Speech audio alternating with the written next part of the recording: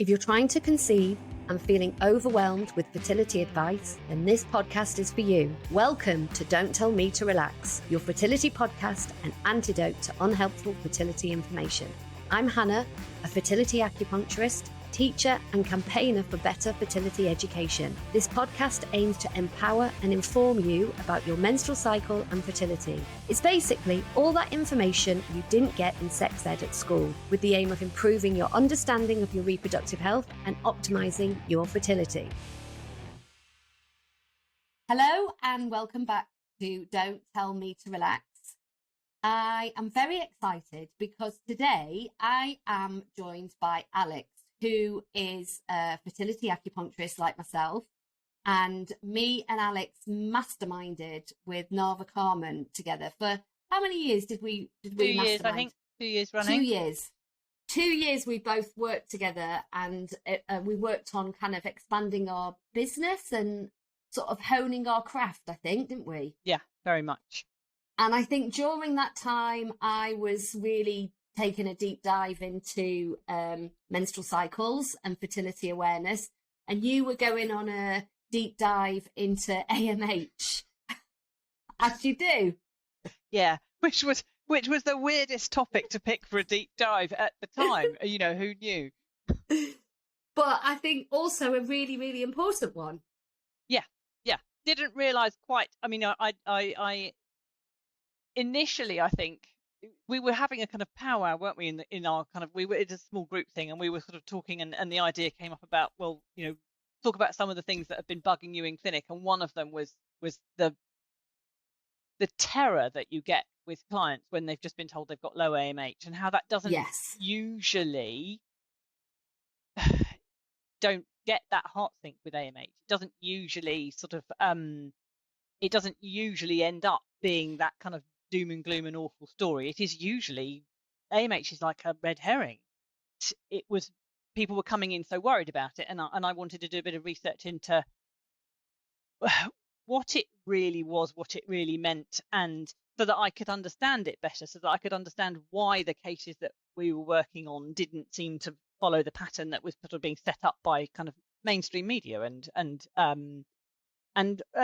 sort of social media. So basically, as part of my research, I went to almost every Instagram page and web page of all sorts of practitioners that you and I know the names of, and was looking for their explanation of AMH, explanation of the impact of low AMH, and sort of gauging kind of what people thought it was, and then also looking at it from a research perspective, like what the research was saying about it or not saying about it, and through doing all of that and just ending up with this huge mountain of information, it was then, what do I do with this? Because the general information that you get, you know, you say to someone, you know, someone is told that their AMH is low, and it tends to come with a flag that you might be slipping into premature menopause, and often with a flag that it means your eggs are running out and maybe your egg quality is poor. That seems to be the standard medical response to AMH. Yeah, well, and that is exactly what we're going to talk about. That's what we're going to go into today, because that is the thing that we see so much in clinic, is like exactly as you said, people have that real fear, and a lot of the time, you know, it's the extent to that fear, like is it really right to feel that scared, and what does that actually mean? And that's what we're going to go into. But before we do all that, can you just introduce yourself to us and tell us what you do? I am a fertility support trained acupuncturist. So I'm a British Acupuncture Council qualified degree level trained acupuncturist who then specialised in fertility, and then reasonably quickly, I think, got a bit frustrated with the fact that in order to feel that I was specialising in fertility, I wanted to do all the courses I could find. So, you know, we do CPD courses all the time, don't we? So I did basically everything I could find, and didn't find it was helpful enough until I found Nava's stuff, which actually put me in a really good position to work on the aspect of fertility that I was personally more interested in, which was about trying to work out how to stop people from ending up having unnecessary IVF, basically. Yeah. is Yes. my thing. And I think my thing on that is because I think I had unnecessary IVF, and I wouldn't, if I was out there now, I wouldn't listen to me. I wouldn't go looking for me. I wouldn't find me at all. I was, not interested. If the doctor said I needed it, I needed it. So I know, I know the people I'm talking to don't want to hear me. Maybe it's just they're not ready to hear you. Yes. But basically, I think my reason for doing a lot of this is to try and catch me. Pay it forwards, pay it backwards. Not even sure which direction I'm paying it in, but to try and catch me, to try and open my eyes to something else. And so I sit very much in the, most of my clients, we are trying to avoid IVF, and the other kind of section of my clients, it's a considerable section, are people who have tried IVF and it hasn't worked. So I do work some really complicated cases and I love them. I don't work that many of them because they eat up headspace, but I suppose what gets me out of bed in the morning is keeping people out of the IVF clinic. And it would be, I mean, we've often talked about it, haven't we? How much we would love to be able to have the time and the research to kind of work out how many people are going through clinics unnecessarily so, and really, dig into that, because I mean, I think we see it a lot. Increasingly, more and more people are going down that road. Yeah. And it may work, but they may not need to do it. Yeah. And often I think it's the when people go down unnecessarily without having proper investigations, that I think it kind of it sort of feels like we've got something to say about that. The amount of times we get people who come in after unsuccessful IVF cycles and they've got really obvious male factor issues going on that should have been picked up and looked at first, or they've got really obvious microbiome issues going on which should have been picked up and looked at first. And I find those cases like really heartbreaking.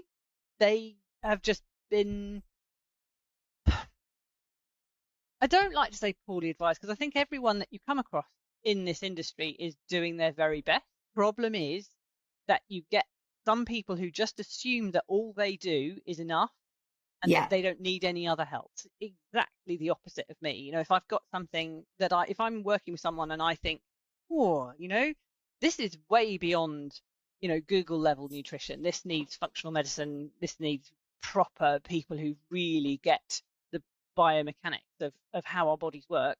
I won't try and do that. I will get someone on the team to do that. Whereas quite often in the medical approach, it's just like, this will work. And if this doesn't work, nothing will. Don't reach outside the box. They don't pull in the functional medicine. They don't pull in the acupuncture. They don't pull in the herbs, over assumption that what they do will work. So, AMH. Yes. Tell us, what is AMH? Like, what is the test actually measuring? When somebody goes and they do an AMH test, what does it mean and what are they measuring? AMH is a hormone that is produced by, so we have like growing follicles in our ovaries, and the follicles that are growing that are not ready to be, at the beginning of the menstrual month, they do a natural follicle count. You've got all these kind of big juicy follicles sitting there ready to grow that month. But underneath there, you've got 3 months at least worth of follicles in sort of smaller and smaller and smaller, all quietly growing. So they're not reacting to FSH in the same kind of way. They're being kind of sheltered and shielded. And AMH basically takes that kind of role. It protects the growing follicles from the stimulation effect of FSH. So the follicles, as they develop, so they start off really, really simple structures. And as they develop up until they get to this antral follicle stage, they're getting kind of layers and layers of other cells within the follicles. Yeah. And there's a layer of cells within the follicles called granulosa cells, and those cells produce AMH. And so as the follicle grows and becomes more significant, there are more granulosa cells, they produce more AMH. And so what you find, generally speaking, in about 80% of cases, is that your the number of large follicles you have in your ovaries is kind of going to give you roughly what your AMH level would be. They kind of, there's no kind of mathematical sort of equation as such, but if your AMH is low, then they would expect to find very few antral follicles. If your AMH was really high, they'd expect to find lots of antral follicles. So it kind of matches that way. And often we hear, people come to clinic and they say, my AMH, this is the standard thing that we hear, sentence that we hear, my AMH is low, I need to do IVF now. Yes, that's what I would say. Yes. So just unpick that for us, because, as you mentioned at the beginning, low AMH is often, it gives people the fear of God. Yeah. So why is that? Because AMH falls as our ovaries become less vibrant, less, young, fit and healthy, and they become older. The amount of follicles that they're producing and managing to get to that kind of, end of follicle production, beginning of menstrual month start lines, the amount of follicles that make it through fall, because the ovaries are not as good as they were. So they don't want to handle, 20 follicles lining up on the start line. By the time you're in your kind of mid-40s, you might only have 3 or 4 lining up on the start line. Your ovaries are not able to produce as many good follicles.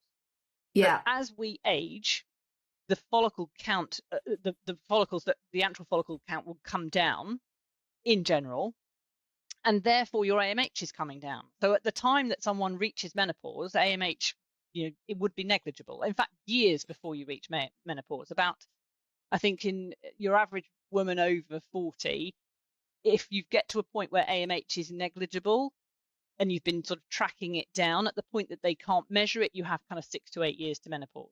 So it comes down very slowly. It starts to sort of come down sort of about the age of 25. By the time you get sort of in your mid-40s, it is down and down and down, and eventually will disappear. And then at some point after that, you will hit the point of menopause. Right. So it does have this correlation with menopause.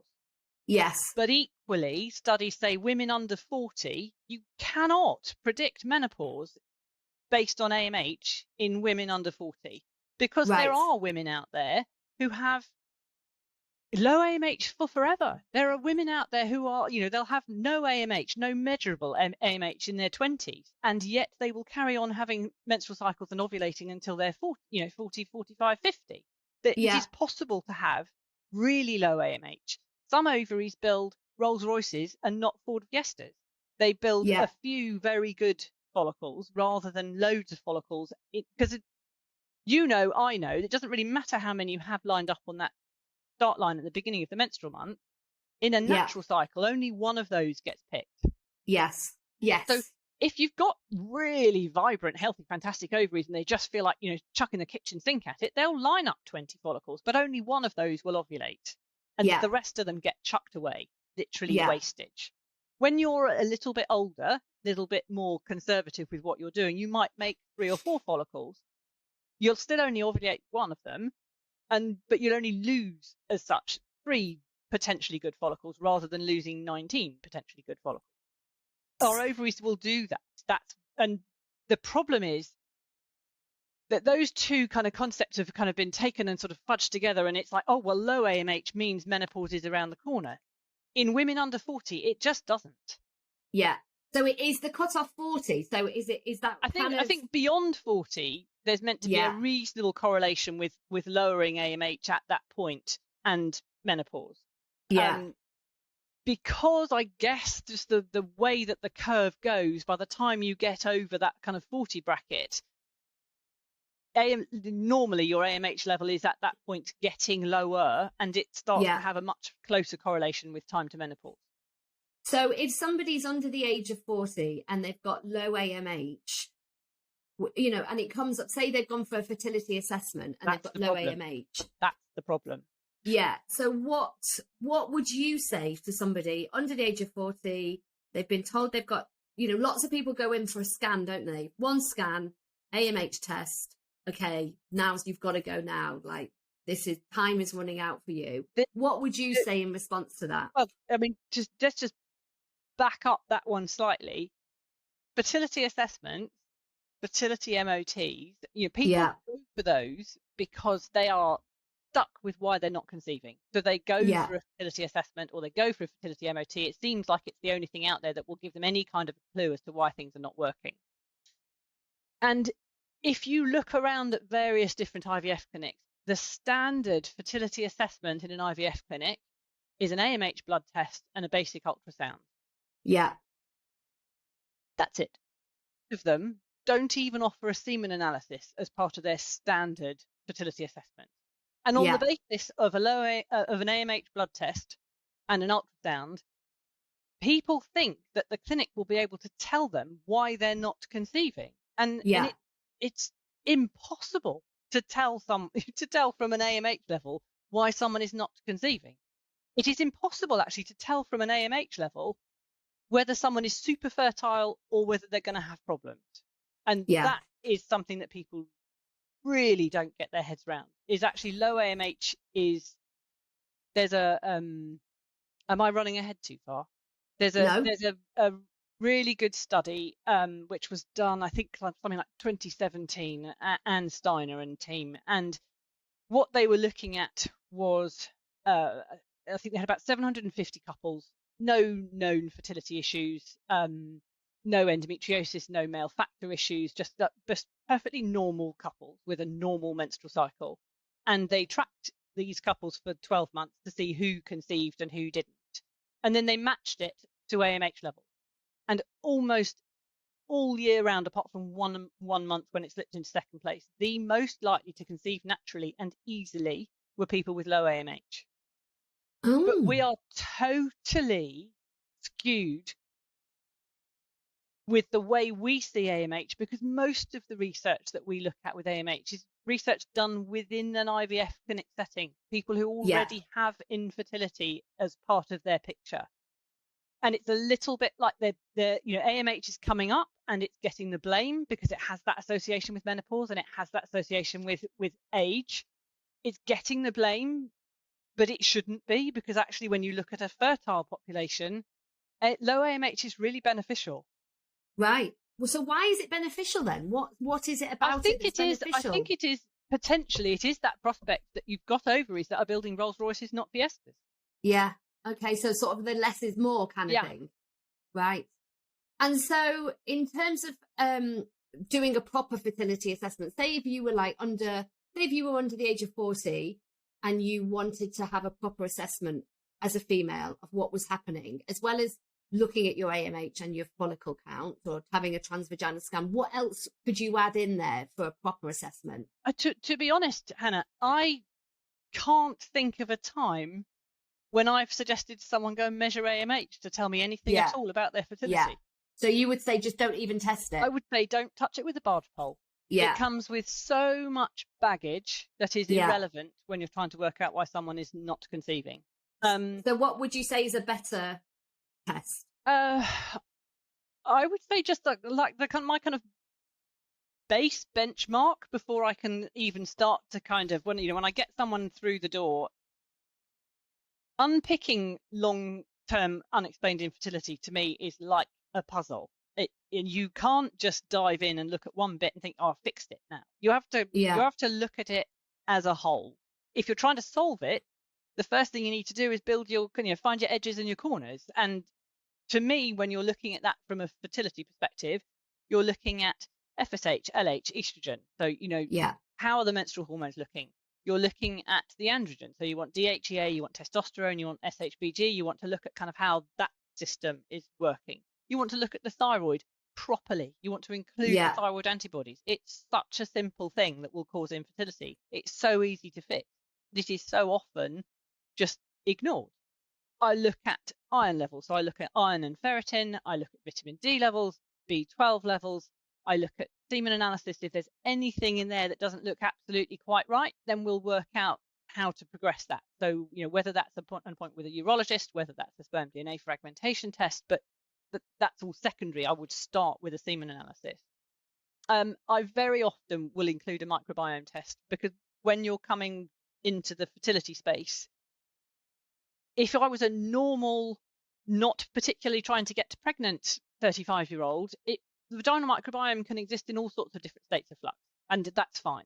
If I'm trying to get pregnant, it's quite important for that to be pregnancy friendly, fertility friendly and pregnant. And it's an easy thing to look at, and it's an easy thing to fix before you're pregnant. But actually, we all know that pregnancy is a time of risk for vaginal microbiome issues, and those issues in turn will put the pregnancy at risk. So it's something that I will always recommend people check beforehand. And I know that you run the same sorts of tests that I do with this. You can't tell from symptoms whether someone's going to come up with something in their test. There are times when it's very obvious, in terms of history and symptoms, and that that's going to bring up stuff. And there are other times when it's almost a little bit of a fishing net. You're sort of thinking, well, I want to check this because I know they want to get pregnant and it's important for it to be clear. And then when the test comes back, you're like, oh my goodness, I wasn't expecting that. So I would do all of that, and I would also be interested in an ultrasound, again, depending on who was doing the ultrasound and depending on what they saw. That again can be kind of progressed and deepened in terms of 3D saline scans, hycoses, various other things. But certainly I would want to start with an ultrasound with a sonographer that I think is good at what they're doing. AMH is often given as people hold on to it very closely as like, this is the reason why they're not conceiving. And often they're told, your AMH is your AMH and there's nothing you can do about it. So talk us through that, because we know that AMH is not, if it's low, it doesn't mean it's always going to stay low. And there's lots of things that need to be looked at to investigate why that might be low for somebody that you wouldn't expect it to be low. Yeah. And again, let's go with I don't know why cars are on my analogy thing this morning. The other day I haven't posted it yet, but I did an Instagram thing based on tomatoes. How does my tomato plant grow in terms of AMH? Am I someone who produces a tomato plant with, cascades of cherry tomatoes, or am I growing beef tomatoes? Where there's only going to be about half a dozen on a plant, but it's fine. They're you don't want more. That's just the way they work. And some people will have low AMH because they are producing the beef tomatoes. They are producing. The plant is designed, or the person is designed to be really good at producing a small amount of excellent quality eggs. And those people will be super fertile if they're given a chance. And in those cases, quite often it's male factor that's the limiting factor. It can still, in those cases, in my experience, still be microbiome stuff, depending. Sometimes I think when the microbiome stuff gets significant enough and long-term and chronic enough, I would also start to expect it to be AMH lowering, but certainly male factor comes into the picture with that. It could be that you could be a cherry tomato producer, so you could be producing loads and loads of follicles and essentially not producing them very well. So instead of having cascades of cherry tomatoes, you've got like a few ripe ones and the rest of them are just not doing very well because of nutrient deficiencies, because high stress, poor sleep, infections, inflammation, blood sugar control, low vitamin D levels, thyroid issues. Just literally, you could almost go on and on and on and on. The activity level of your Crohn's will influence your AMH level at any given time. There are so many different studies out there linking so many random things with increased low AMH or lower AMH, and essentially what you're looking at is things that lower or negatively impact that kind of ovarian growing environment. So if your greenhouse is not able to produce enough cherry tomatoes on your cherry tomato plant, have a look at what's going on. Is it getting enough sunlight? Is it getting enough water? Is it too cold? Is it too warm? It's like we would do that internally. It's like, well, okay, let's talk about the nutrients. Let's talk about some of the basic vitamins, minerals, hormones. Let's talk about toxicity. Let's talk about inflammation. Let's talk about infection. So you would look at all of those things. And if you can tweak those things and make them better, you will find that tomato plant produces more of the cherry tomatoes. Nice analogy. But with the beef tomato plant, it doesn't matter. There's a limit to how many beef tomatoes you're going to get. You're not going to see much of an improvement. But you still got tomatoes. But you've got amazing tomatoes. Yeah. You don't need the improvement. I don't monitor AMH. So you would never get anybody to test it in your clinic then? No.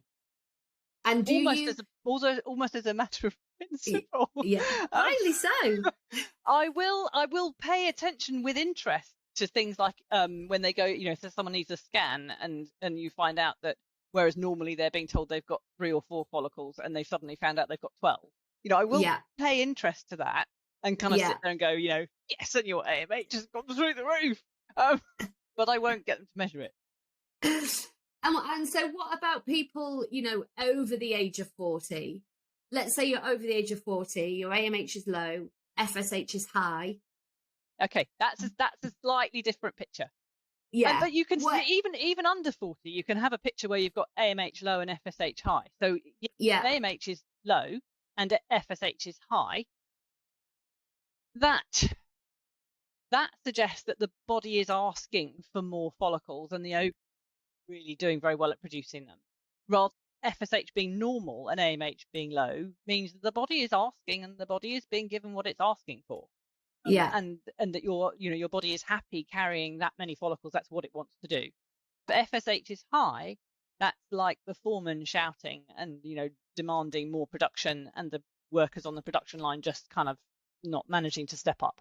And also, there's always this association between AMH and egg quality as well, isn't there? Like in terms of, and kind of like a sort of an association. Well, my eggs. I mean, how many people do we work with who are like, well, it's my egg quality, it's my eggs, I've got bad eggs because I've got low AMH. Because I've got low, that is a standard, sentence that we hear so often, and so often people blame themselves. They think it's something that they've done. It's kind of like a reflection of them, and it's really, really upsetting, isn't it, for people to be carrying that, because that blame of this isn't being successful, or I'm not getting pregnant because of me.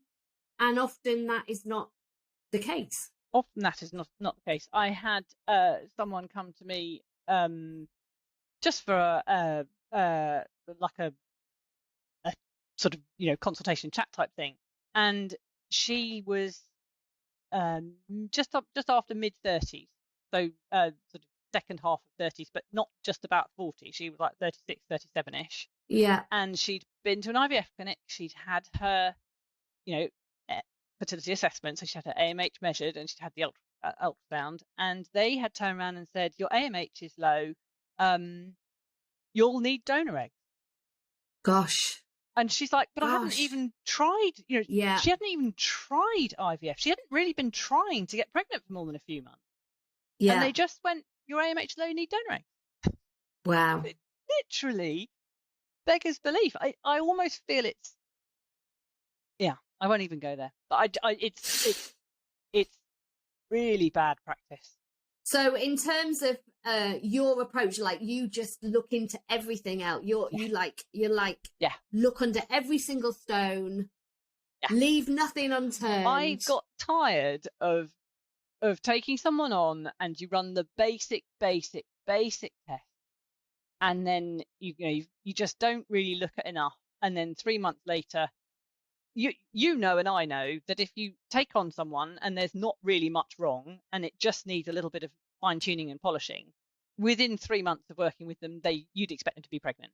Yeah. And I got tired of taking people on and you'd get to that kind of 3 month mark and there was no sign of anything happening. And then you think, right, let's run a few more tests. And then you'd run a few more tests and find a load of stuff. And you just think, why did I not do that 3 months ago? Yeah. So I have a kind of a pretty upfront, frank conversation with people nowadays, and I'm like, I want to run these tests. It is entirely up to you whether we run them now. Just know about them, and we will run them when we feel that we want to. But I said, if it was me, I would run them now if I could. Yeah. Because so it's like in that idea that information is power, isn't it? I mean, how many people have we worked with who were like 4 years in? 4 years in, and then they find out it's a reproductive immunology issue. Yeah, it's difficult. And going back, I think it's worth jogging back to why do if we're sitting here saying that AMH tells me nothing about fertility, AMH tells me nothing about fertility, and so people will be saying, well, why do the IVF clinics measure it then? Principally because it's useful data for them when they're trying to work out whether you're someone they want to work with, whether they're trying to work out what protocol you might be on. It's information that they would like to have maybe for that, because some clinics will use AMH as one of the things that will help them decide what protocol to put someone on. So it's information that the clinics quite like to have for an IVF process. Isn't going to tell them why you're not pregnant yet. It isn't going to tell you why you're not pregnant yet. It's not going to tell you how to get pregnant next month either. And that is the you've hit the nail on the head there, because that is the difference, isn't it? It's not giving you an explanation. No, that's not what it's testing. It's a test for fertility clinics, isn't it? Yeah, very much. And that's often not explained at all, is it? It's really not something that people are because sat down all and told. The clinics are using it as a key marker in their fertility assessment. Yeah. And you're hard pushed to find a clinic that doesn't have AMH as a key marker in their fertility assessment. They rarely seem to look at FSH as a standard fertility, and I don't even think you can't even make sense of basic AMH without looking at FSH as well. But they don't include it. Or because they do include it, it's just got this holy grail of, they can tell my fertility by looking at my AMH. No, they can't. So true, Alex, so true. And there is always, there is always that pressure that comes with lower AMH. Well, I've got to get on with it now because my AMH. So, Alex, if somebody is given a diagnosis of low AMH and they're worried about it, what would you advise them to do? What would be the first steps? They've gone into a clinic, they've been tested. Let's say they're 38. They're wondering what to do next. What would you say to them? I think the first thing I would want them to know is that low AMH, if there is nothing else wrong, if the only thing that is affecting them at the moment is low AMH, if that's the only thing that is out of whack, not to be expected and not okay, they would be super fertile. They would fertile than most of the other people around them. So if they have unexplained infertility and low AMH, don't blame the AMH. Find out what is causing the AMH to be lower, potentially, and take a really good look at male factor fertility. Good advice. Thank you, Alex. So if people want to find out more about you, where can they find you? Alex O'Connor _fertility on Instagram. Yep. And that's probably the best place to find me, because I have got a website, www.essexfertility.co.uk. But I tend to be much more actively posting stuff on my Instagram than I do about changing my website. I will put it in the show notes as well then. Yeah. And I work in Essex and up in the city, and I do remote consultations for people who are stuck and lost. Great.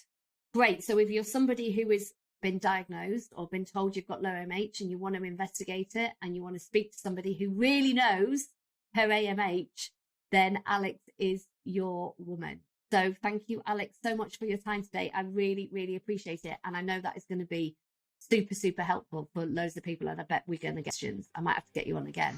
So thank you. Yes, please do. If you've enjoyed listening to this and want to find out more, then come and join my free community in Facebook. We have loads of resources. You can catch up on all our previous webinars and be the first to know about forthcoming events. To sign up, just follow the link in the show notes. And if you'd like to work one-to-one with myself or one of the team, then please see our website, hannahpern.com, where you can book in directly or organise a discovery call to find out how we can support your fertility and your reproductive health.